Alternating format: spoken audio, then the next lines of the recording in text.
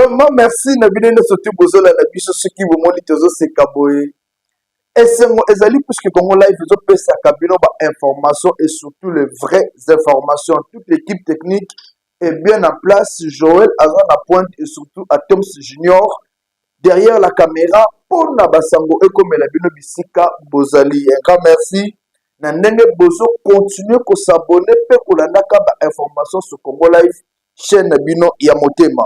Alors, comme on l'avait annoncé depuis un certain moment, offensive RDC, ESACO se préparait contre le M23. On l'avait annoncé ici, dans l'édition de la que le général Tiwo Falaki a fongola misu à tel makambezo de la station sécuritaire dans l'Est de la République, et bien, qu'il était faible. Commandement, il y a FARDC et Banek au sein de Babiente. Et nous avons dénoncé cela awa dans Congo Live. Et aujourd'hui, on peut dire que le chef de l'État nous a suivis. Le général Chiwewe a été remplacé par le général Jules Banza Moulianier. Et bien, nomination et Salema qui mokola lobby, Bolanda qui est na Congo Live, et Bomona qui n'est pas ordonnance et Zala qui lui. Le nouveau chef d'état-major a candidaté que ce que je peux ma félicitation, c'est que tu continues qu'on a la doux envers eux. C'est que la population attend, exactement que yo obonga, okomanami tu kebele famille na yo esoba mapango. C'est que la population attend, c'est la rigueur na musala, ba commandement bien et surtout pe ezonga na est de la République. La population n'attend pas vous voir autant pour les bisso, na bajérofam, na balabala makelele, non. La population attend de vous, le général Jules Banza, Tolonga va faire décès, Tolonga pardon M23. La population attend de vous, de récupérer ma territoire nyonso eza na maboka ba Rwandais. La population attend de vous, pe ezonga na est de la République. Sincères félicitations à vous, sincères félicitations au général Kassongo Kabout, au Peba Matissi. Le losoki, chef de l'État, a eu décision, il y a qu'on remanie au sein de l'armée, c'est pour ce qu'il a remarqué que FARDC n'a biso et de ça la sous-sala qui est côté. C'est pour ce qu'il a remarqué que trahison et l'équipe Mingi n'a bitumba eux les partie est de la République. Il fallait changer la donne. Et moi, au monde qui a changé. Ce qu'on attend de cette nouvelle équipe, c'est la victoire. C'est voir le FARDC qu'on kende liboso émerger, qu'on gagne Babitumba Nyoso. Qu'on sait que FARDC est à la respecter par les tout petits pays comme le Rwanda. Qu'on sait que moi, na Museveni, oyo akomi kozwa bagalo kotiaka makelele tokanga ye munoko kobeta ye fimbu à sentir que la RDC c'est pas un pays il faut kosakana nango. Ce que la population attend de vous c'est de voir que lelo soldats azala respecter la communauté. Ils ont dit que soldats azoleka mutu azotuta ye azobanga ete non, c'est redorer l'image. Il y a armé comme c'était à l'époque de Mobutu. À l'époque de Mobutu, au Kokati Kosakana na Sodate, Yokutana d'esprit, Osaba Black, Yonan. Et aujourd'hui, avec vous, le général Jules Banza, Mouilania, ce qu'on attend de vous est que Makamou est changé. FARDC est retrouvé et c'est quand on a la communauté. Armée na biso est retrouvée ici sur le plan national et international. Tous à la respecter en Afrique et pourquoi pas dans le monde. Le général Chiwewe, à un certain moment, qui va pasteur le Katimi. Je pense que ce qu'on vous entend, il y a qu'on s'occuper bien de l'église, malgré que va nommer Pepe dans mon compte chef de l'État comme conseiller. Maintenant là, exact question, nous allons en guerre. Avec cette nouvelle équipe, nous allons en guerre contre les FARDC. C'est ça, au fait. l'objectif principal, il y a une nomination au Bomoni. L'objectif principal est ça, tout ce qui est comme un discours en diplomatie, tout ce qui est bitumba. Et le M23 doit sentir que Basimba qui est si Basimba Kate, Basimba Likala Moto. Et il y a une nomination et salemi. Le général Jules, c'est un monsieur qui ne parle pas beaucoup mais qui agit. Indiscipliné, bien formé dans la blindé. C'est un monsieur qui s'y connaît, a travaillé déjà mine. Et je pense que c'est pour la toute première fois, Lélo, là, c'est pour un choix judicieux. Il y a mon Konzamboka Félix Tshisekedi, la nomination au Assali. Ce général-là n'a jamais été cité dans le bloc à trahison. Il n'a jamais été dans le bloc à corruption. C'est un monsieur très discipliné et qui est capable de faire la victoire. Et tous autres personnes, le monde a travaillé. Une population déjà lobby et c'est là qui commande qu'il y a un nouveau monsieur pour diriger par DC et accueillir confiance ou anate. Tolingi trahison te, tolingi bala oyo, far DC atambola de victoire en victoire. Tolingi bala oyo, ba territoire na biso surtout est à récupérer. C'est comme si le M23 lobby déjà, ba yoka qui sont lobby na ba ligne de front, il y avait un grand silence. Et ce silence-là était dû à quoi? C'est comme si bébé que nomination soya, bébé que chef de l'État Félix Tshisekedi a préparé les bango makambu. Et bazara qui n'a observation batela est-ce que Kobimanengeni? Et je pense que le nouveau général, le nouveau chef d'état-major, un monsieur discipliné, pas vraiment connu du grand public, va les surprendre. Le M23 déjà dans le mytho Bazobanga. Kagame a peur. Aujourd'hui, un autre secret que je veux vous dire, si Kagame avait même refusé au Kende Nambola, vu que tout le monde, même la communauté internationale, s'est préparé pour la stabilité, il y a Afrique centrale, Ayeba dit qu'il pouvait descendre en Angola, mais ce n'est pas question de rentrer dans ton pays, le pays n'a exil. Kagame aujourd'hui sait qu'il est en danger. Et avec ces nouvelles nominations, l'idée, il faut la kokendeti na Rwanda. Tout comme ça, Rwanda, wana ma province ya Congo. Le Rwandais ne peut pas jouer avec nous. Et aujourd'hui, le RDC est prête. Il y a kokende la guerre contre le Rwanda. La RDC est prête aujourd'hui de récupérer tous les territoires récupérés. Oh, et ça, dans Maboko, il y a M23. Bangouna, il y a Congolais. Batbazo porté même pas un plus.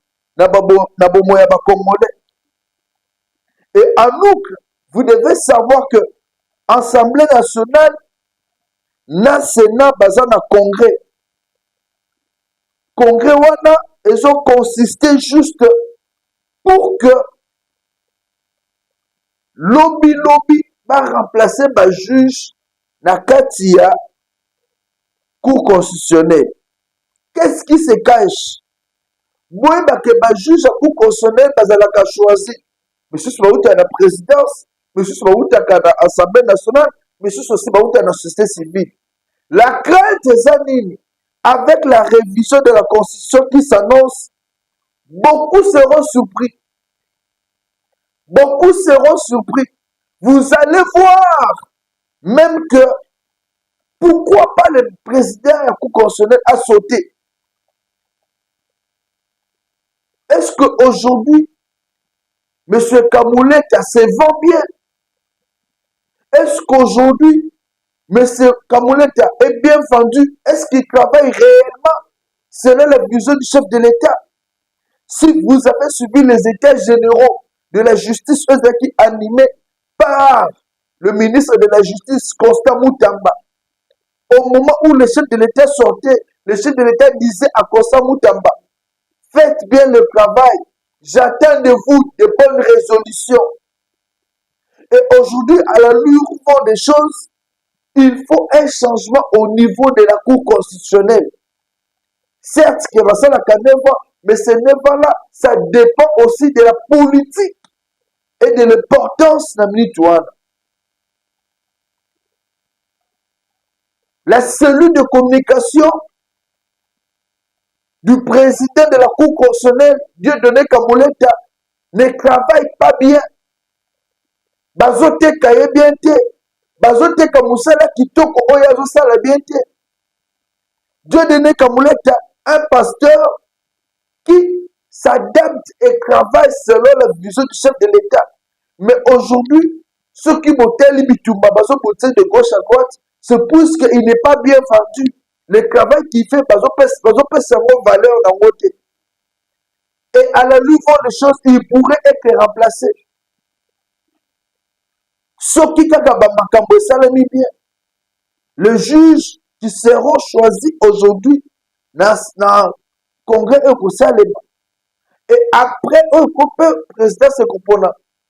Je vous dis clairement, il y aura un changement dans la Cour constitutionnelle. Aujourd'hui, l'idée est de réussir révision ou changement de la Constitution. Et il faut les hommes forts avec des nerfs solides, capables de relever les défis, capables de faire que mon Konzamboka Félix Tshisekedi a atteindre l'objectif. Et il va atteindre ces objectifs-là avec les hommes qui répondent aux attentes de la population. Il y a un autre na tout ce monde-là qui travaille tout près à Dieu donné comme l'État. Boteka imaginez malam.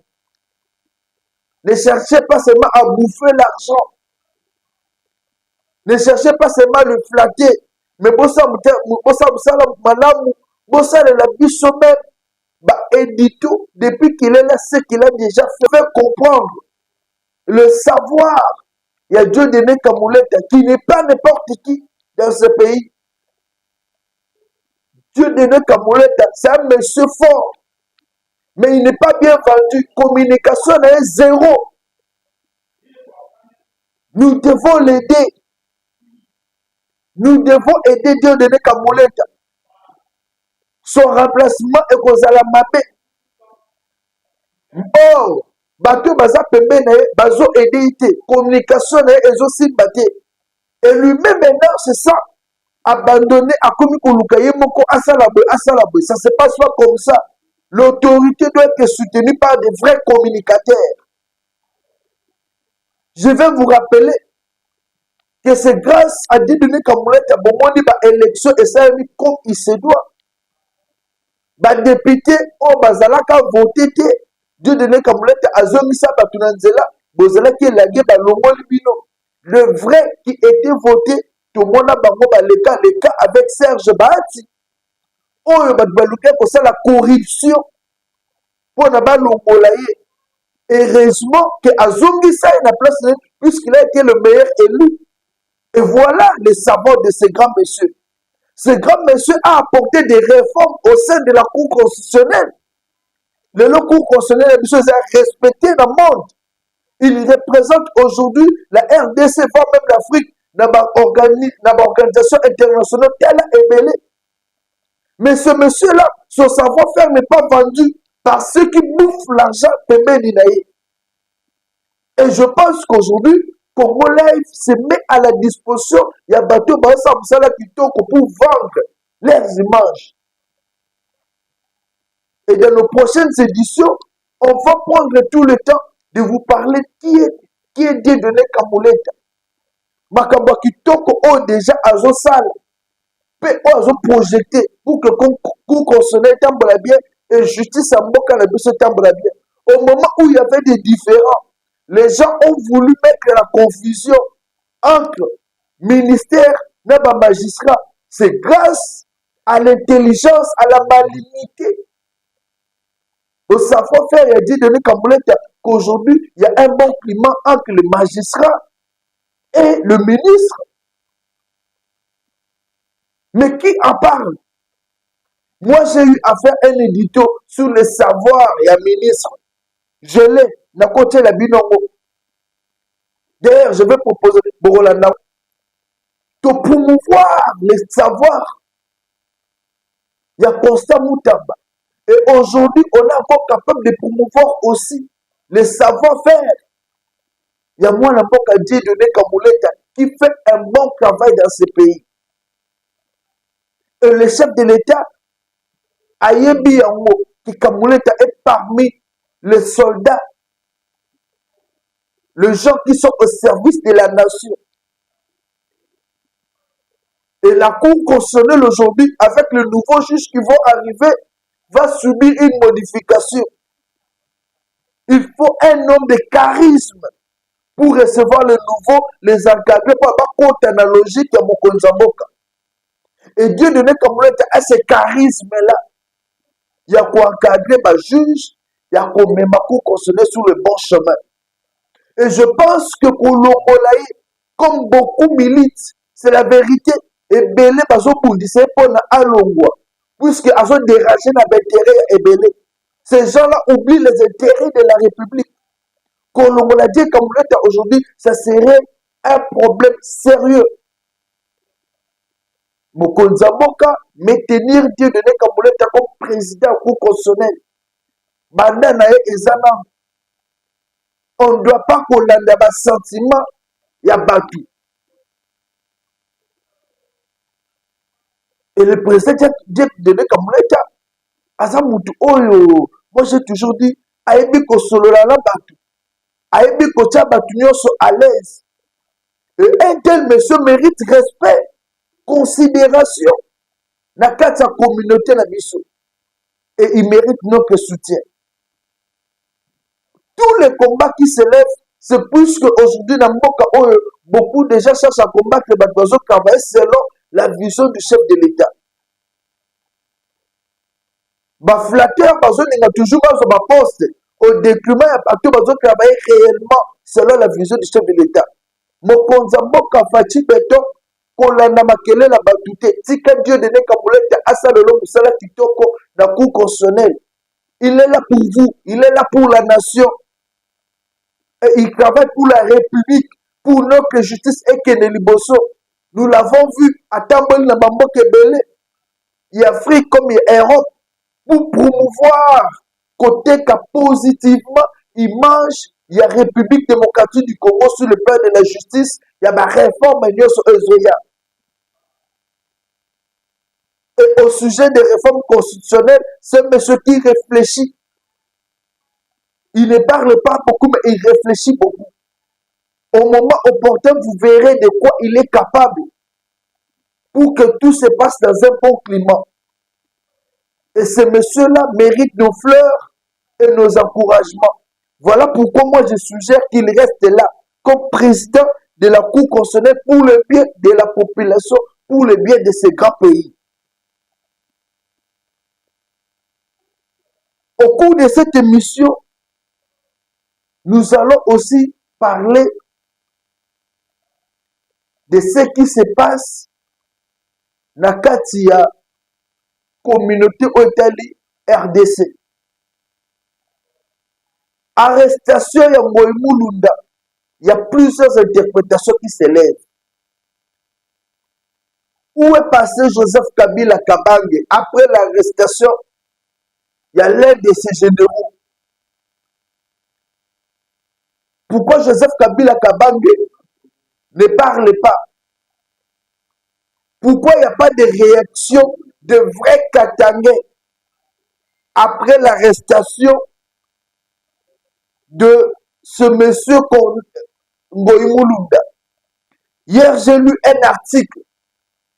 Et pas Wapi, Bazo dénoncé. On dit qu'on accuse le général Tchibangu d'être en relation de copinage avec Moutoumoko, une dame à Salaka, service à migration, Nandola, Kuna, na Zambie. On dit c'est grâce à cette dame-là que le général John Tchibangu a facilité ya kokanga les Katangais Oyo Bazokende Zambie. La question que tout le monde se pose, est-ce qu'il s'agit seulement des Katangais ou des personnes qui trahissent la République. Pourquoi on va seulement aller en guerre contre les Katangais? Pourquoi Moutou a coqué comme article bongo teinté de tribalisme? Aujourd'hui, John Chibangu, le général, qui travaille pour la République et non pour une personne. Tout militaire qui travaille dans ces drapeaux travaille pour la République et non pour une personne. Félix Tshisekedi, en tant qu'individu, institution président, pourrait partir. Demain, nous aurons un autre président. Mais le plus important, c'est le Congo. Et toute personne qui veut déstabiliser, pouvoir déstabiliser le pays, doit être appréhendée. Alors, si on parle des Katangais qui traversent en Zambie pour faire des complots, et que Bazoka Mabango, c'est-à-dire ce sont des Katangais qui trahissent le pouvoir. Donc, ce sont des Katangais qui créent la désolation, qui sont à la base. Il y a des zones d'instabilité. Et la question qu'on se pose, pourquoi seulement des Katangais se cachent dans Zambie? Pourquoi c'est là où ils sont toujours arrêtés? Ils fouillent quoi ici en RDC? Est-ce qu'ils sont dérangés? Nous avons plusieurs personnes passées à la business hour. Ce sont des Katangais, je le connais. Je ne peux pas citer leur nom ici. Nous sommes en contact avec plusieurs Katangais qui sont politiciens. Ils ne sont pas dérangés. Mais pourquoi on a besoin qu'ils m'abattent un complot dans Zambie et ils sont arrêtés? Et quand vous parlez du cobinage entre le général John Chibangu et la dame là, est-ce que vous avez une relation? Beaucoup de relation à Bolingo pour accuser le général John Chibangu travaille au nom de la République. Et s'il faut qu'il mène enquête, enquête à mener à moi. Dire que Azokende Kuluka, mwana mwaswana, pour que Azwaka Bakatangé, c'est faux. Il y a des loups. On peut se comporter, ma belle Bakani Bango. Jacquinda est louba. Aujourd'hui, il est accusé. Denise Duchochoa est louba. Aujourd'hui, il est accusé. Plusieurs loups peuvent Bakanabe. Ça ne veut pas dire que le régime a un tribalisme, non. Le régime travaille pour le bien de la République. Les Katangais ont une vision pour revenir au pouvoir. Personne ne la pêche. Aujourd'hui, qui dirige le Sénat? Le Sénat est dirigé par un Katangais, Jean-Michel Samaloukonde. L'Assemblée nationale est dirigée par un monsieur de l'Est, Vital Kamerhe. Sokotali, Bandundu, Ezate. Comment s'entend Yamwana Ezu, primature, chef de l'État Moulouba, est-ce que Bandundu Zawa? Est-ce que les gens de Bandundu se lèvent pour chercher à créer la sécurité tout des autres dans le monde? Mais au sein dans le Bandundu, il y a aussi des leaders. Hein? Quand je vois Obemina Kouela, je vois Martin Fayoulou, je vois Mouzito, ils sont aussi capables de créer des choses. Mais pourquoi ils ne les font pas? Pourquoi c'est seulement les Katangais de Baza à la base? Il y a pas Makambozo de cas. Bande Konanga Ito Lingana. Tous allons amour ya mboka oyo. Tout tika désordre. Et quand nous voyons comment est-ce que mboka ezotambola, comment est-ce qu'un groupe de gens bazolingaka va créer désolation dans mboka oyo. Et il va se protéger, se cacher derrière des émotions en écrivant des choses qui ne tiennent pas debout. Et ça sonne. Et ça sonne. Joseph Kabila a dirigé ce pays pendant 18 ans. Si le loi accueilli, est-ce qu'il est dérangé? Nana interpellé, Nana Kamai. Nana Kamai. Il y a d'autres personnes qui parlent au nom de Joseph Kabila. Bakoute la nana à Boïté. Basolo la canne à tête. Mais il passe à la télé, mais au nom du FCC, au nom de Joseph Kabila. Joseph Kabila est bien. Joseph Kabila est bien.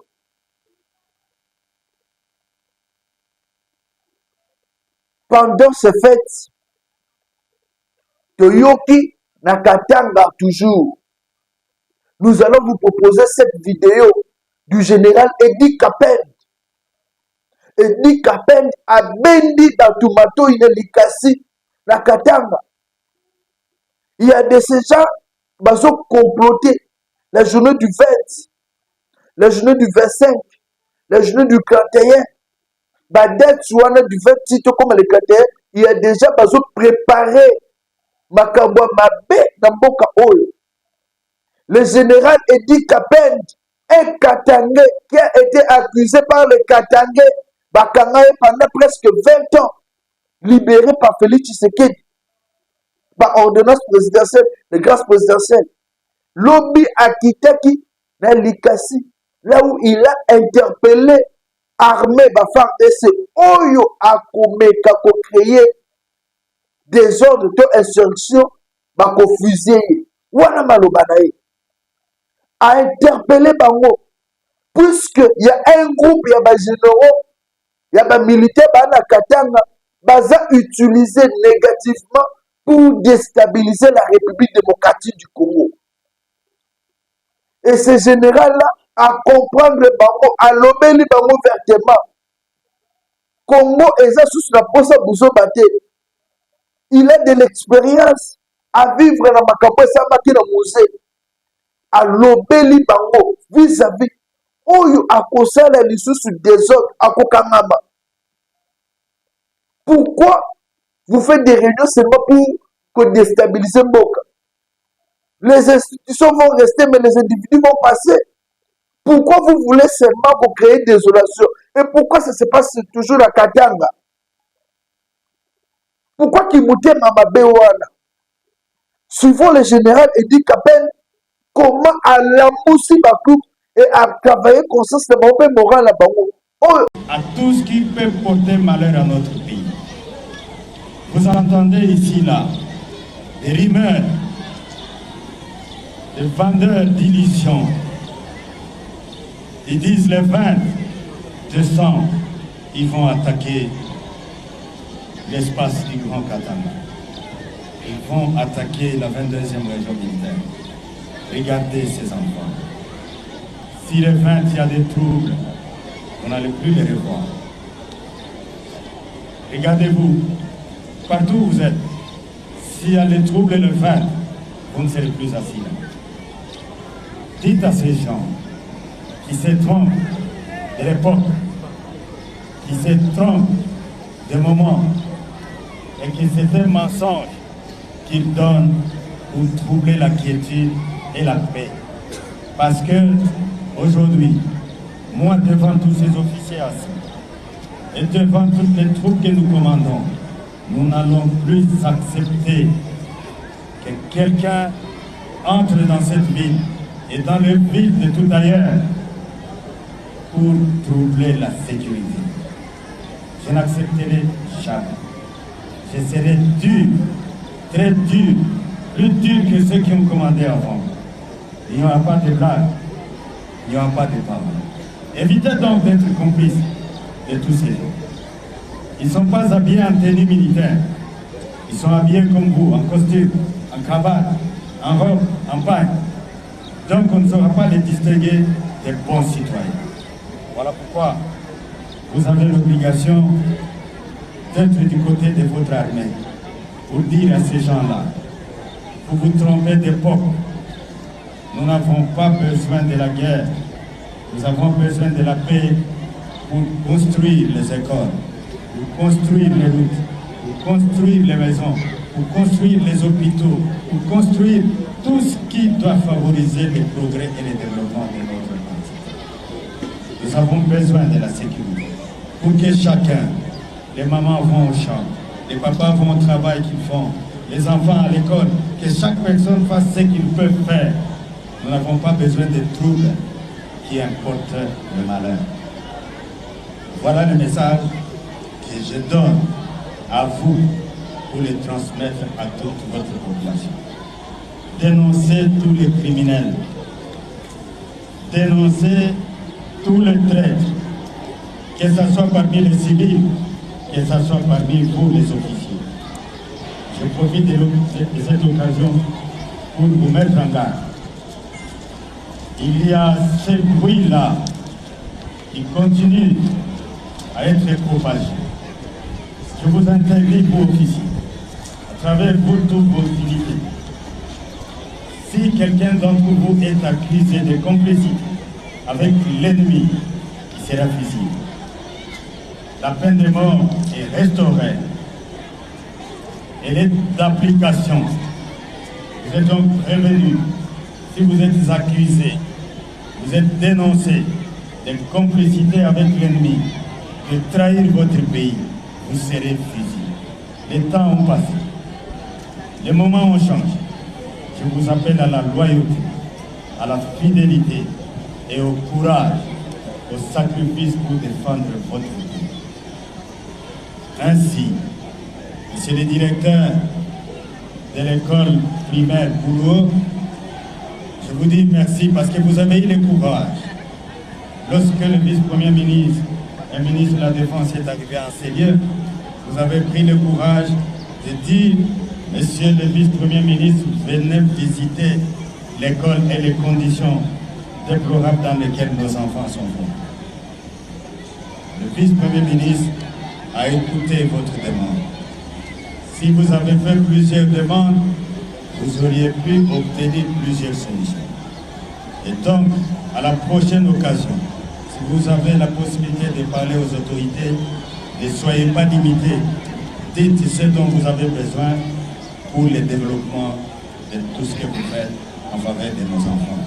Je vous dis merci et en ces lieux, je voudrais vous appeler devant l'Assemblée pour recevoir symboliquement ce que le vice-premier ministre, le ministre de la Défense a ordonné de faire pour vos enfants.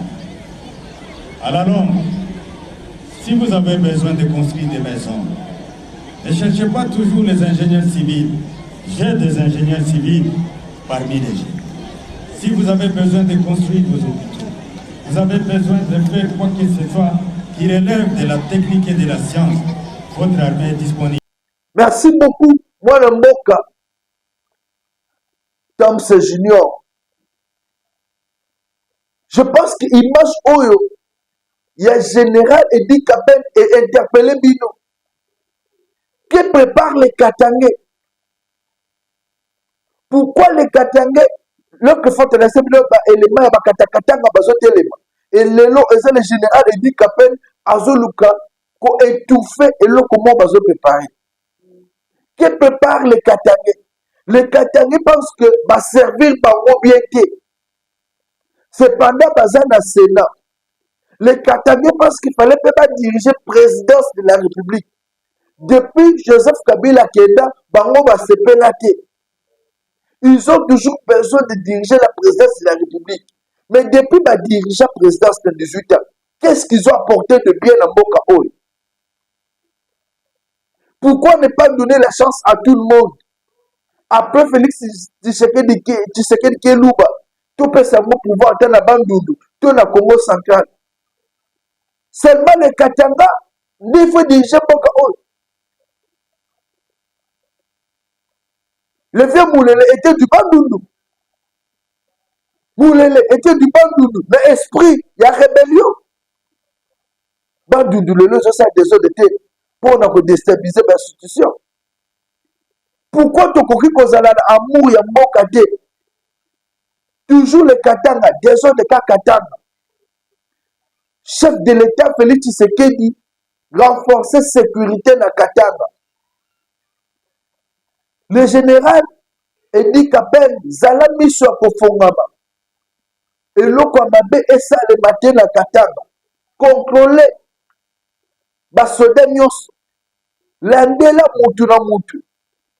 Bouzoba mon côté et ça. Ce pays n'a plus besoin qu'on soit déstabilisé par des guerres, des trahisons.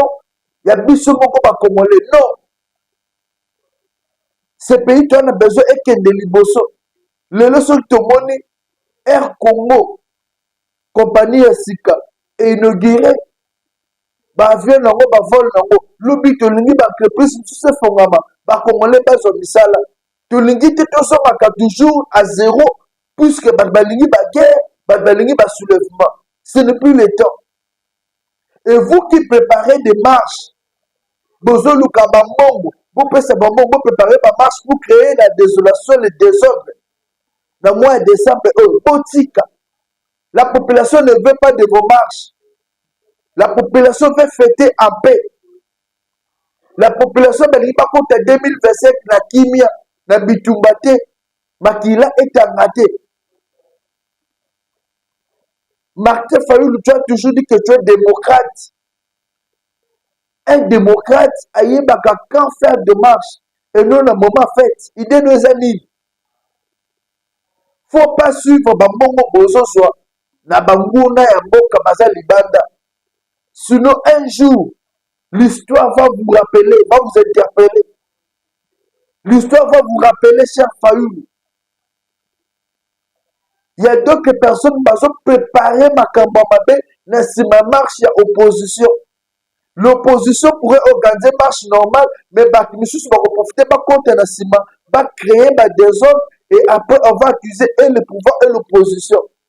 Puisque le pouvoir on peut se mettre en police pour encadrer. Mais ces gens-là vont provoquer la police et la ciment des autres de Kosalema.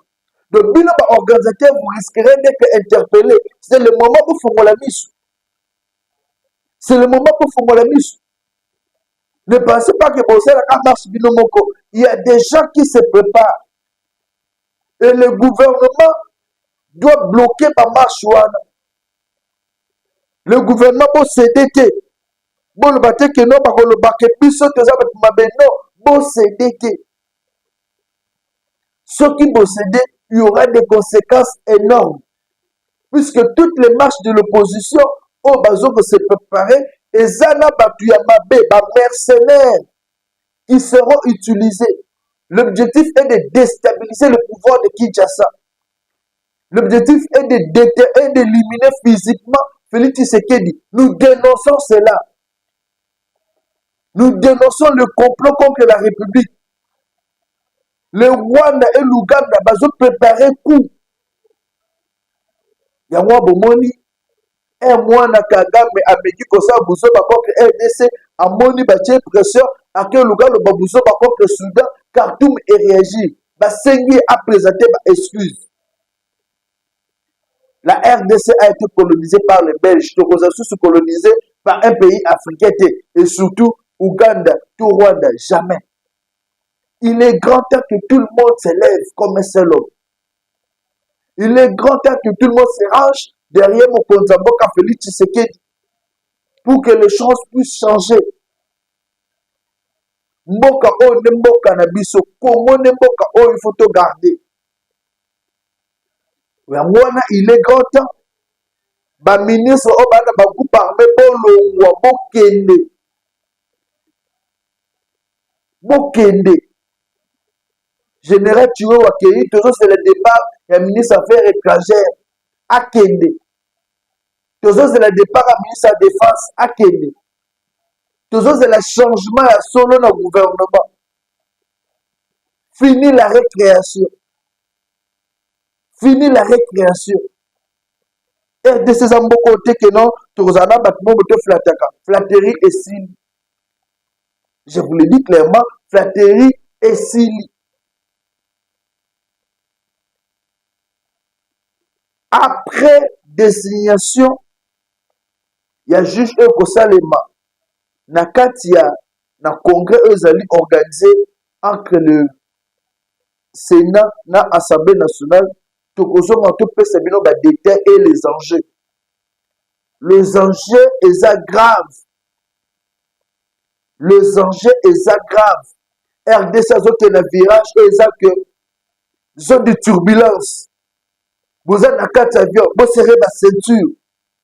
Zone de turbulence, c'est 2025-2026, c'est zone de turbulence. Au coin de Tikali, Banyatio. Toko bimisa ba secret nyonso. Na bato bazo préparer ba mercenaires pour na ba meka ko déstabiliser le pouvoir. Toko mettre les bino pe lisolo ya arriva chef de l'état na Kananga. Et puis, la population, c'est la motivation est grave. Le chef de l'État est attendu à Kananga. Là, il va encore dire beaucoup de vérités. À dénoncer Makambobele. Alors, Joao Lorenzo, on va le soutenir.